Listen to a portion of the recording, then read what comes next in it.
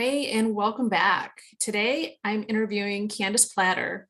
She's an addictions therapist in private practice. Candace specializes in working with the family and other loved ones of people who are struggling with addiction in her unique and signature family addiction therapy program.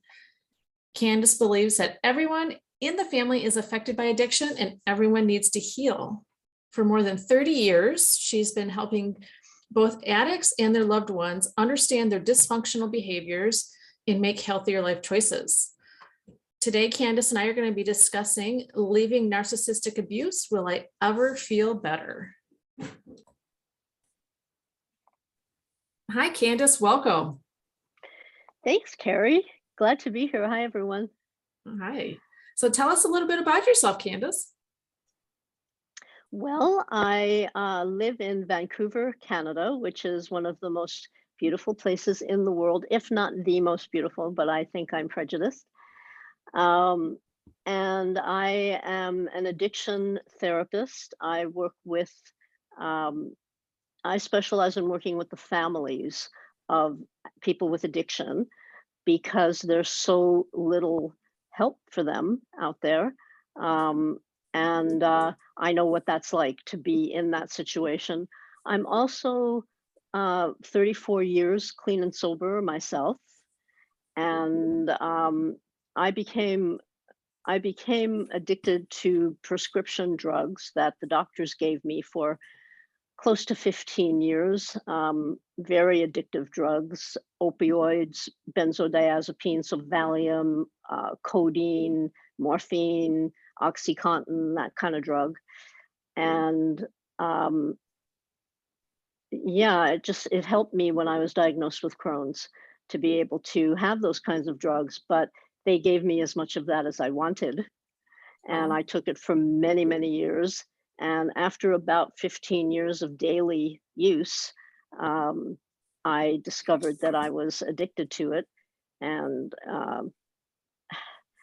reached a fairly low bottom with that and didn't realize because that was in the 80s. I started using it in the 70s.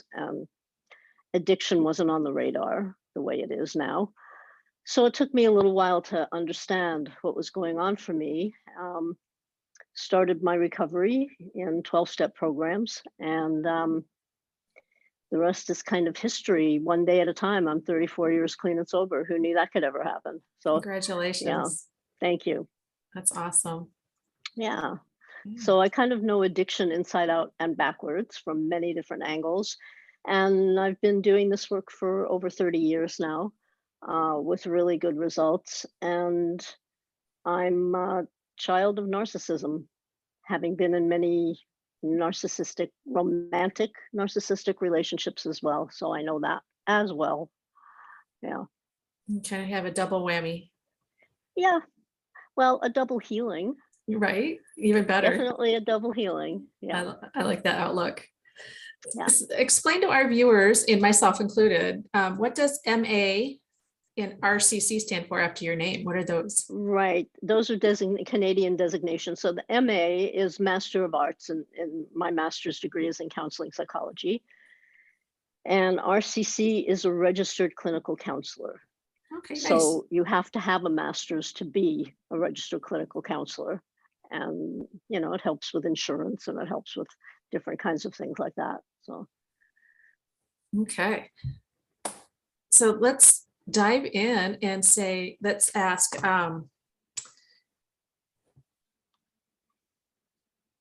what would you say would be some of the things or a definition of codependency and narcissism? What are some of those red flags? Yeah, I'm someone who likes really simple definitions. So my simple definition of codependency is somebody, usually women, mostly women, but there are some men as well who are codependent. So I'll say women for now, using the different pronouns. A codependent is somebody who puts other people's needs ahead of her own on a pretty consistent basis. And a narcissist is somebody who feels a very deep and almost desperate need to be adored continuously. So he, I'm going to just differentiate. There are female narcissists, but um, so so a narcissist is going to want to be involved with somebody who puts his needs first. So if a codependent is somebody who puts other people's needs ahead of her own, and a narcissist wants somebody who will do exactly that, there is the match, right? Makes perfect Yep. sense. When you put it Yep. that way, doesn't it? Yep. Wow. I was saying the other day to somebody, it's like that song where they see each other across a crowded room, you know, and they see each other, the narcissist, the codependent, and they recognize each other, and they know they want to come together, and they want to meet each other, but it's not always a good thing to do. Exactly. Not always a healthy choice. Exactly. So how does someone become codependent? How does that develop in somebody? I think it's something that develops in childhood, um, for most people, where we're really groomed. I mean, I'm a recovering codependent. I hardly ever, I people pleasing, that's the other term for codependency, and I hardly ever do that anymore. When I do, I just feel really icky. So I recognize it right away and know I want to go in a different direction.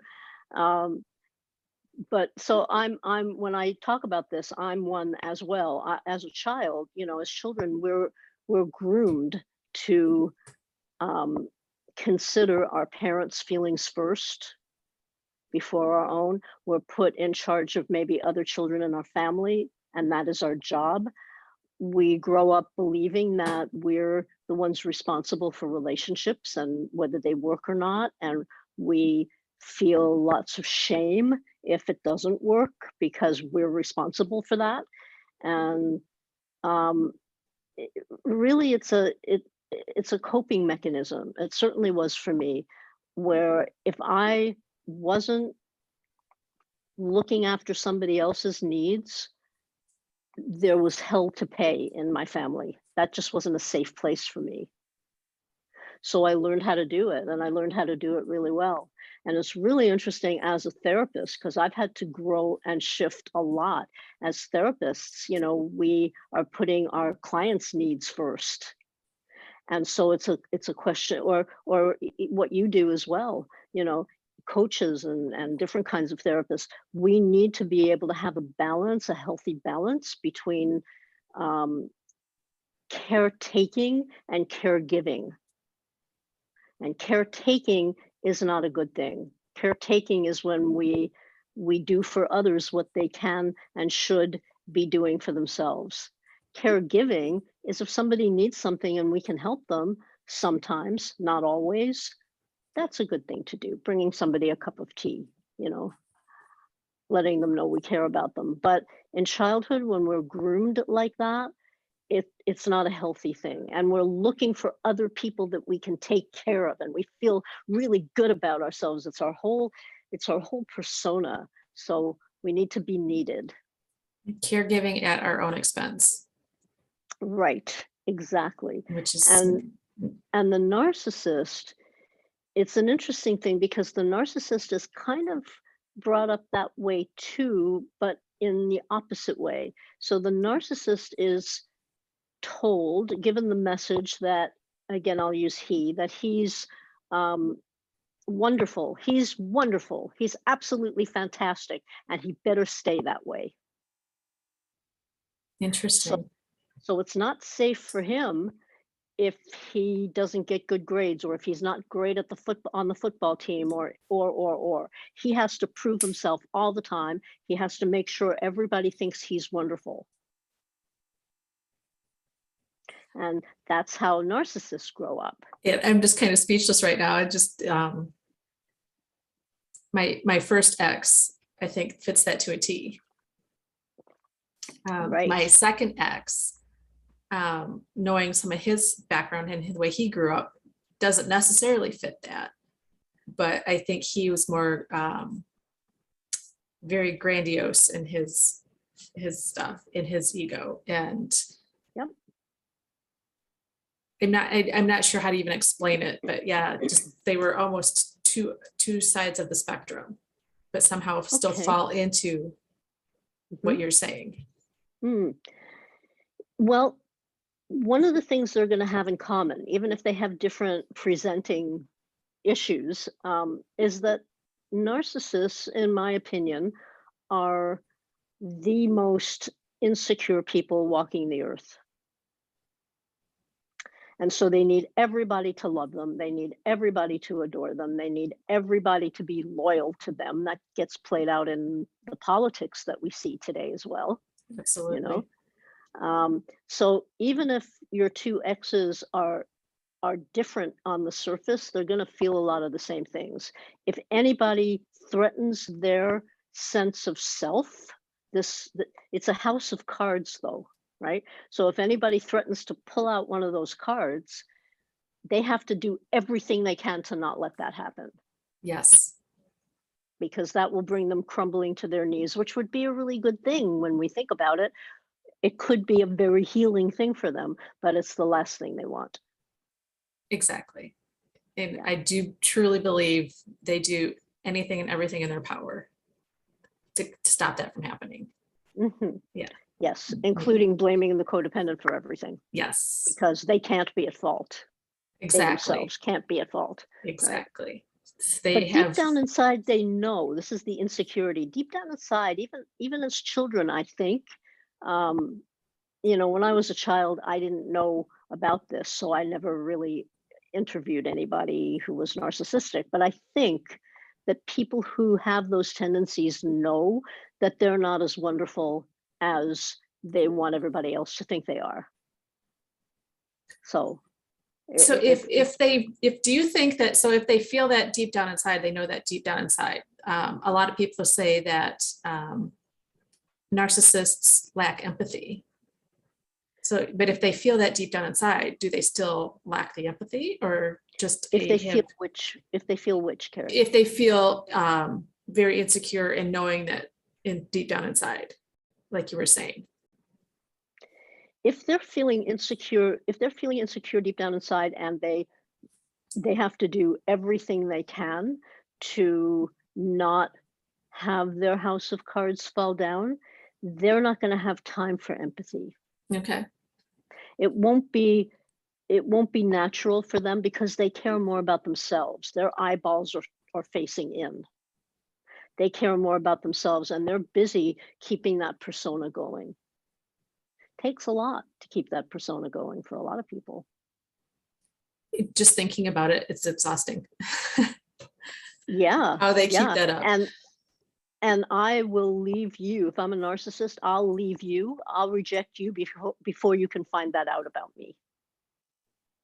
I Exactly. might come back if you grovel enough, you know, throw you a few crumbs, but I'll leave again if you start to, think that you know the real me. No, not a not Yeah. fun way to live, really. Yeah. Either way, I, as the codependent or the narcissist, it's not a fun life. There's a lot of dysfunction. exactly. And, Yeah. just having this discussion, these, bringing up these points, I keep having these memories flash in. So yeah, that was what she's talking about right there. Ah, good. Yeah. Okay. Yeah. So Yeah. Well, perfect. I was brought up with a narcissistic mother and a very self-absorbed father. I wouldn't call him necessarily narcissistic, but my mother was classic in terms of if you look at the DSM that talks about the narcissistic personality disorder, and they have like 5 or 6 or 7 things that like grandiose and different things like that. She fit all of them. And she was very charismatic, and that's another thing about narcissists, is they develop their personality so that everybody loves them, because that's what has to happen. So she was really charismatic. She was brilliant intellectually, not emotionally, but intellectually. And she totally need to be adored. And if she wasn't adored, when I didn't adore her, and there were many times I didn't, it was very dangerous for me. So I kind of learned how, but we had a lot of trouble between us because I'm much more, let's say, authentic and real about how I want to be in the world. And so for me to play the role, but I took on the codependent role so that I could stay safe at home. It took me, I just want to tell everybody who's listening, it took me a long time to figure all of this out. It's not like I knew all of this, and it really hurt me. A lot of it really hurt me in a lot of ways, including Crohn's disease, I believe. My body just kind of imploded on itself. Um, but now that I know it, it makes my life much easier. Self-awareness really helps. Exactly. Yes. Yeah. Bringing conscious awareness to the unconscious is always the first step, I say. Yes. And then you Yeah. can start the healing. Yeah. We can't heal what we won't allow ourselves to see or feel or, take ownership of. Exactly. Perfectly said. Yeah. So what would you say are the payoffs or maybe even the price tag of being entangled in that type of relationship dynamic? Mm. Well, the payoff is that you're in very familiar kinds of relationships. You don't have to go outside your comfort zone very much. You don't really have to look at yourself. You just have to like explore yourself. You just have to keep doing what you've always done. Um, and for some people, that's attractive. That's not attractive to me, but for some people, that's how they prefer to live. So I think narcissists definitely want to stay in their comfort zone, and a lot of codependent women really want to know themselves better. They want to understand, why is this happening to me? And I'm always really glad when I see that. But I would say that the payoff is staying in the comfort zone. That's what it's about when these two people see each other across a crowded room. They know each other. They've never met each other, but they know each other. You know, um, the price tag can be pretty steep. The price tag for me was getting very, very, very sick and staying that way for a long time. I'm a lot better now. Crohn's doesn't have a cure that the medical industry knows about yet, but self care really helps you feel better, helps me feel better. Um, but I think there are a lot of illnesses that start because of the exacerbation of stress and confusion and feeling terrible about yourself. I think a lot of physical things happen to people, so that's a price tag. But to me, and I'll especially talk about codependency. You know, the self respect that codependents do not have because of the way they're behaving in the world. There's To me, there's nothing worse than living like that. And if I could take a minute to talk about the difference between self-esteem and self-respect, because a lot of people use the terms interchangeably, and I think there's a real difference. For me,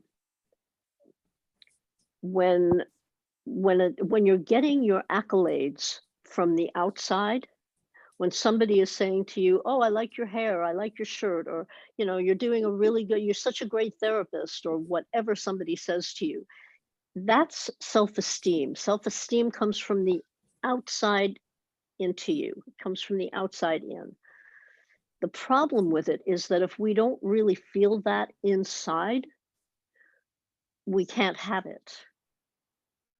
So if you were to say to me, "Oh, Candace, I love what you do. You're so great at it, blah, blah, blah," and I don't believe that even at all, then I'm going to think that you're crazy.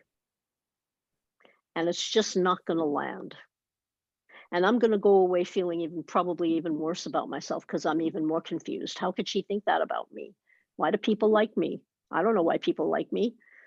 This is one of the the desperate cries of codependent people. Why does anybody like me? There's nothing to like, you know.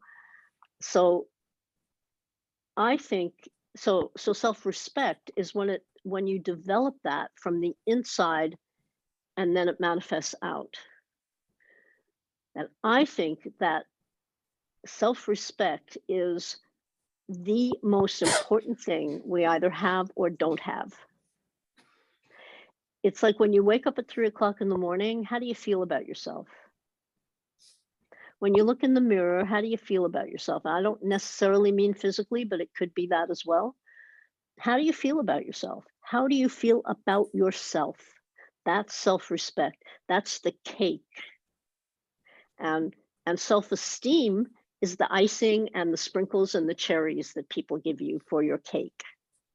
But without the cake, it's kind of like not really, doesn't really have much substance.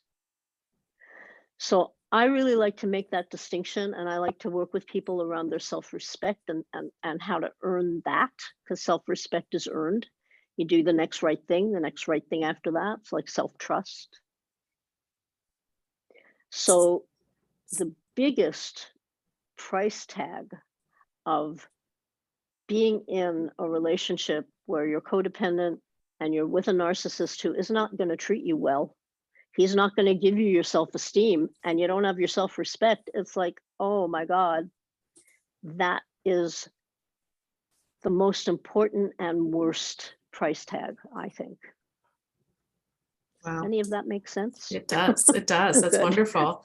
Good. So Okay. what would be one thing that you would recommend or suggest that our viewers, our listeners could do to start gaining self-respect? I think you need to build an attitude of, I want to heal. I'm willing to do whatever it takes to truly heal, to truly know myself, to make friends with myself, even the parts of myself that I feel like I can't stand right now. I'm willing to do that work and then go find somebody to work with. Somebody like me. Find somebody to work with who knows how to help you. And what I would suggest, if you're listening right now and you want to find somebody to work with, maybe have a few interviews with different counselors before you commit. See if you're a match, see if you're a fit. How do you feel inside when you're with that person? Have you asked them about self-respect? Have you asked them about codependency and narcissism? And do they know how to help with something like this?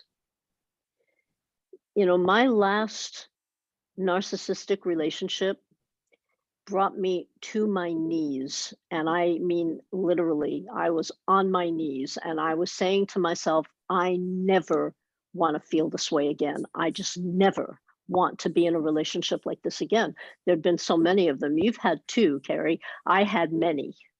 There's kind of two ways to do that.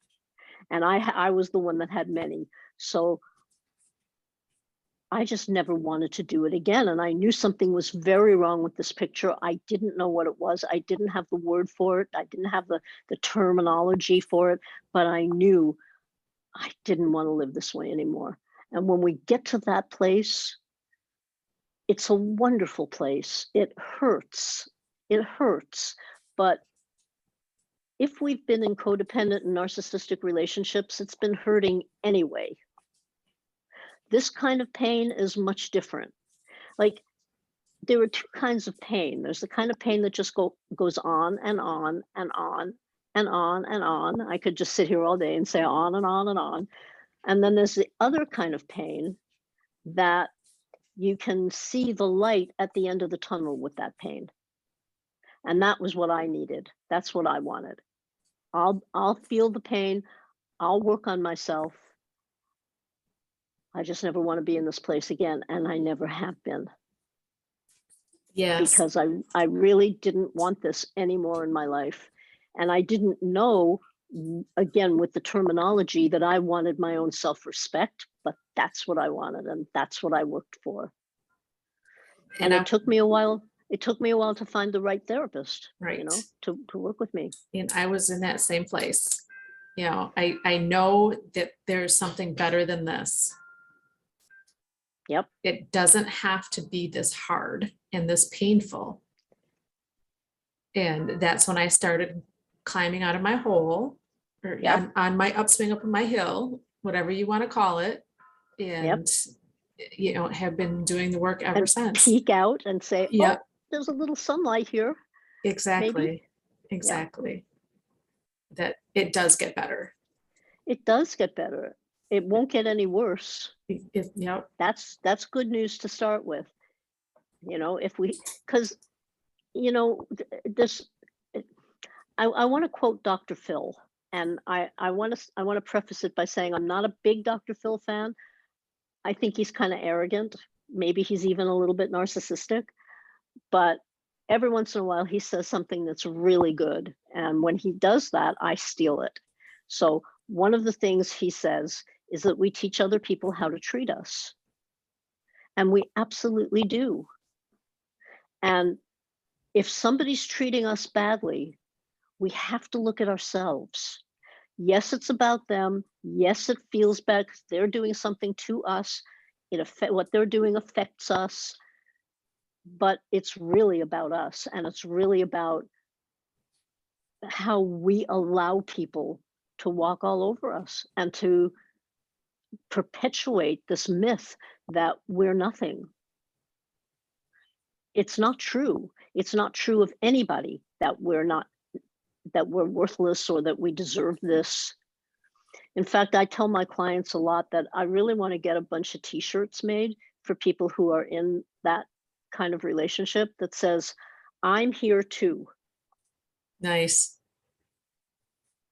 I matter too. Yes, I exist. Yes. But I would want them to wear that t-shirt even when they're out of the relationship and just walking down the street.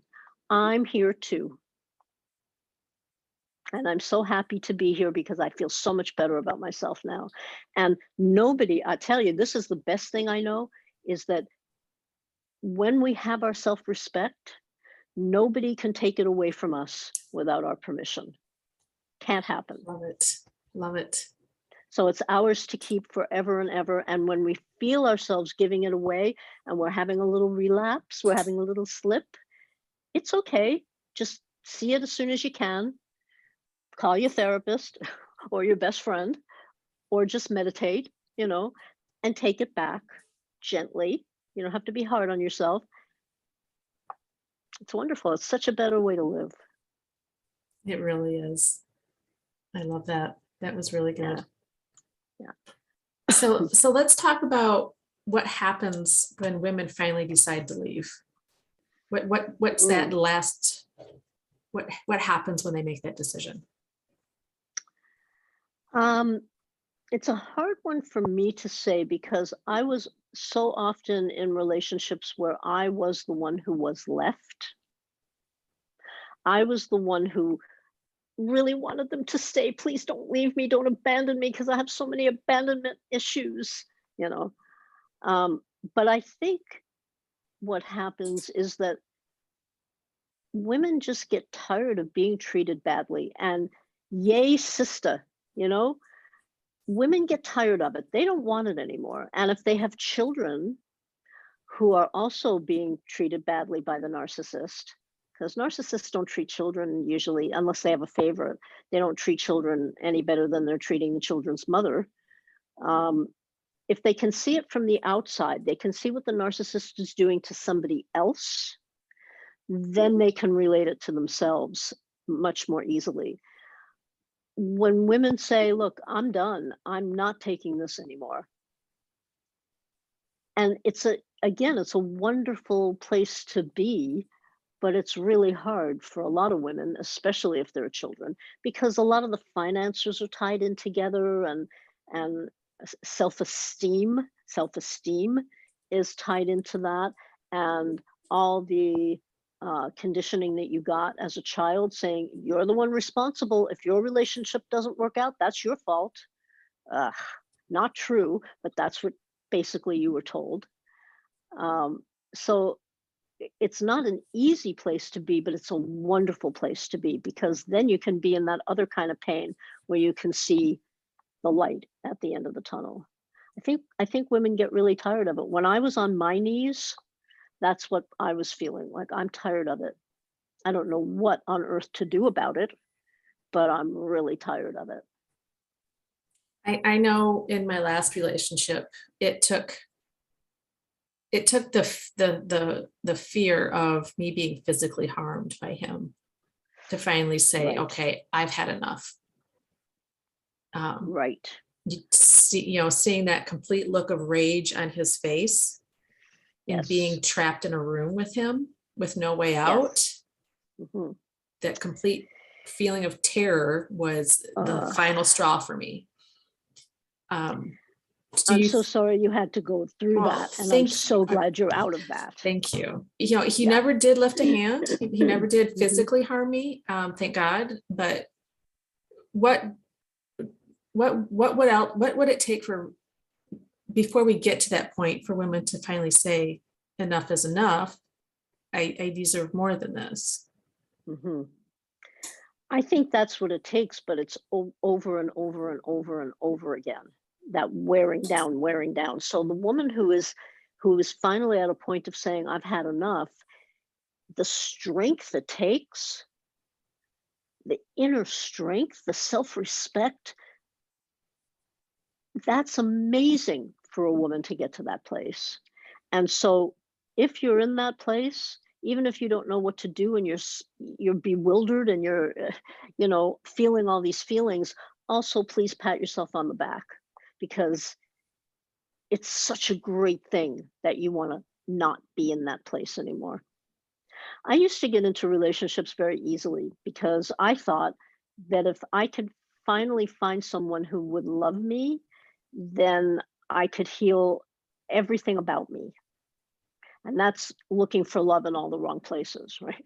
That's, you know, it's a fantasy, but all of our razor blade music tells us this, right? It tells us we need somebody else, we can't live without them, right? So if I was dumped, I would go find somebody else pretty fast, because being alone was not something I could do. I love it now, but I couldn't do it at that point. And I remember this one of my relationships didn't last long, thankfully. He moved in with me. I barely knew him. I mean, we dated a couple of months maybe, and we're both on our best behavior because that's what we do. And he turned out to be a narcissist and an alcoholic. And many addicts have narcissistic tendencies, very self-absorbed. So he moved into my place. He was a hunter, and he brought with him his guns and his rifles and his ammunition. It was in boxes. The bullets were in boxes in my storage closet. And he was not a very pleasant alcoholic, and it would scare me a lot. I'm sure. Finally what I did, and I wasn't done yet being a codependent with a narcissist, but this was kind of in the middle of all that. Um, his brother was thankfully a police officer. This man had no money because he had just been kicked out by his wife. I mean, messy stuff, right? And I gave him money to be able to go live in a hotel for a while, and his brother took all the ammunition, took all the guns, took everything, and got him out of my place. And I still wasn't done. Wow. That wasn't enough of a wake-up call. But, I was still using drugs too. I was still using all that medication, smoking a lot of pot. So I was in that place in my life as well. So being in an altered state with a lack of healthy judgment, I guess. Yeah. You don't And see the things that are right before you. yeah, and I didn't have a lot of friendships with women because I was so totally concentrating on the men in my life, and I didn't have family that was there for me either. So I was kind of isolated, and a lot of women in these relationships are isolated, or they feel like they are. Yes, very much so. Yeah. My first relationship, he was doing that. Had Yep. isolated me from my friends, had no friends, and was isolating me from family. Yep. Yeah, never had time for my family, only his family. My family was bad. And don't we want to tell women today, anybody who's listening, that the way you're living, the way I'm living is so much better. Yes. We want you to join us here. Yes. Please. And if we can do it, if I can do it, I was a classic codependent woman, classic codependent child. If I can make this change, you can make this change. Absolutely. There is a life of happiness, in confidence, in joy. And all you have to do is reach for it. It's there for you. Yeah. Yeah. And I love it. And I don't, it doesn't necessarily mean that you're always going to be happy. I still have growth periods that make my hair stand on end, right? I still have like some days I don't like myself very much, but that hardly ever happens. And when it does happen, I know what to do about changing that. That's the good news. Doesn't have to last for very long anymore. Right. Well, and coming from a place of healthiness, having the resources inside to be able to recognize it and use the skills and the strategies to move out of it and beyond it. Yes, not being stuck in it. I love that. So what would you say is the most important thing for women to know to successfully put their narcissistic abuse behind them? Well, I think that's the best kept secret in the world. And I think everybody needs to know the secret, so I'm going to tell everybody the secret. What's happening to you when you're in a narcissistic relationship, any kind of painful relationship, is not about you. It's about them. It affects you. So in a way, what they're doing is about you because it affects you. But it isn't about you as a person. It isn't about you deserving that. It isn't anything like that.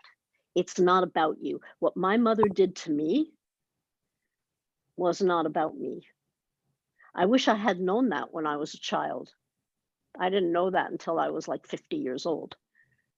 So if there are any people listening who are younger than that, yay. But it's not about you. It never was about you. So you can make a choice about not making that about you and turning around and saying, this is who I want to be. This is who I am at core. And this is who I want to become. Yes. It's not about you. Wow. It's horrible and it feels awful. And it's not about you. That's huge. It's so huge. Hindsight, is 2020. If we all knew that back then, we never would have experienced that. Yeah. And the other thing I'd say about that is if you're listening right now and you don't quite get that, you don't quite understand what I mean, what I'd suggest is that you think about it more, just be with it. Just be with the idea that it isn't about you. You don't deserve this. It isn't about you. And see if you can come into understanding what I'm talking about, because it'll make your life so much easier. I think that is the perfect place to end. That was so wonderful. Candace, you're welcome. Can you tell us about your free offering for our listeners? Yes. And I think Carol sent you that link to be able to offer people. So, so about 10 years ago, I wrote a book that became an award-winning book. And that was a big surprise to me because as an addict, you never think that you can ever do anything that's going to make a difference in the world. Like that never occurred to me. But I started working with loved ones of people with addiction. And, when you throw addiction into the mix of narcissism and codependency, really all hell breaks loose. It's crazy. So I wrote this book because I knew I couldn't help everybody that was coming to me. There were people in other countries and places that, addiction is everywhere, unfortunately. So my book, this is my first book. I have 3 now, but it's called Loving an Addict, Loving Yourself. It's the top 10 survival tips for loving someone with an addiction. Nice. And yes, if you love an addict, if you love even a narcissist who isn't an addict, but many of them are, but if you love somebody who's in really,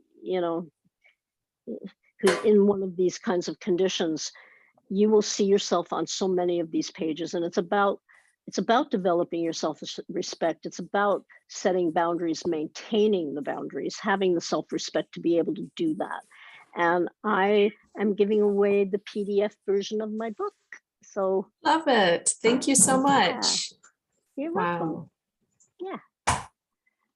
That's amazing. Do you have any final thoughts to share with our viewers and our listeners? Oh, well, I think the major thing, I've kind of already said it, but please don't give up. Just don't give up. Don't ever give up. Keep working on getting out of there. I mean, even when you've got a narcissist who like what you were going through, Karrie, somebody who isolates you from people and is very controlling, and if you can just kind of get away somewhere and call a therapist. If you can find the ways, read my book and keep it under the mattress or something, because the narcissist won't like my book, I can guarantee that. But don't give up. Just keep trying. And if you'd like to talk to me, I have a company called Love with Boundaries. Love with Boundaries is the most loving thing you can do for somebody and for yourself. And we give 30-minute free consultations by Zoom or phone. And to have one of those. So sorry. So go ahead. Go ahead. So sorry. Okay. If you'd like to have a free 30-minute consultation with us, then please call us or go on my website and fill out the questionnaire, and we'll get back to you right away, and we'll talk with you and see how we might be able to help you. So if you don't know where else to start, we might be a really good place for you to start, but start and keep going. Love it. Candace, this was such great information. Thank you so much. God bless you. Yeah, thank you. All right. Thank you. Bye, everyone.